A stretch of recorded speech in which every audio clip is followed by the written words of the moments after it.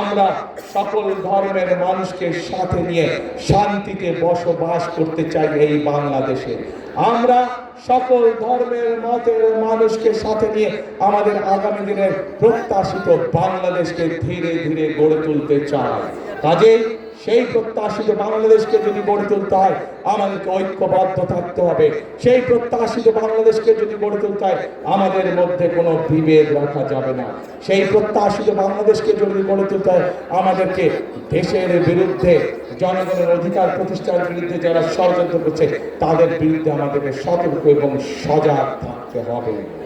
প্রিয় ভাই বোনেরা, আজ সময় এসেছে আমাদেরকে ঐক্যবদ্ধ হতে হবে। আমাদেরকে আমাদের প্রত্যাশিত বাংলাদেশ করতে হবে। আমাদেরকে পরিশ্রম করতে হবে। পৃথিবীর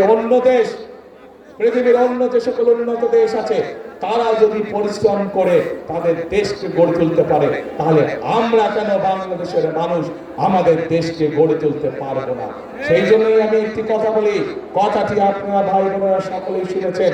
আমি আপনাদের সকলকে অনুরোধ করব, আসুন এটাই হোক আমাদের প্রতিজ্ঞা, এটাই হোক আমাদের শপথ। কি সেটা?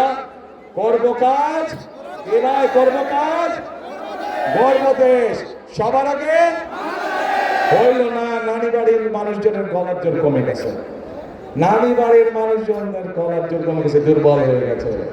জোরে বলতে হবে, করব কাজ সবার আগে, আরো জোরে, সবার আগে বাংলাদেশ। আসুন প্রিয় ভাই বোনেরা, সবার আগে বাংলাদেশ।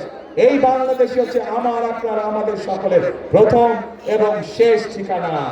আপনাদের এই এলাকার সন্তান খালেদা জিয়ার বিরুদ্ধে শত ষড়যন্ত্র হয়েছে, হুমকি হয়েছে, মৃত্যুর দিকে তাকে ঠেলে দেওয়া হয়েছে, কিন্তু উনি আপনাদেরকে ছেড়ে চলে যান নাই। উনি এই বাংলাদেশেই ছিলেন। খালেদা জিয়া আপনাদেরই সন্তান, আপনাদেরই এলাকার মেয়ে। সেই খালেদা জিয়া বলে দিয়েছেন, বাংলাদেশই আমার প্রথম ঠিকানা, বাংলাদেশই আমার শেষ ঠিকানা। তাই আসুন খালেদা জিয়ার সেই কথাই হোক আমাদের জীবনের সবচেয়ে বড় লক্ষ্য এবং উদ্দেশ্য। বাংলাদেশই হোক আমাদের প্রথম ঠিকানা, বাংলাদেশই হোক আমাদের শেষ ঠিকানা। আল্লাহ হাফেজ। বাংলাদেশ জিন্দাবাদ। বাংলাদেশ জাতীয়তাবাদী জিন্দাবাদ।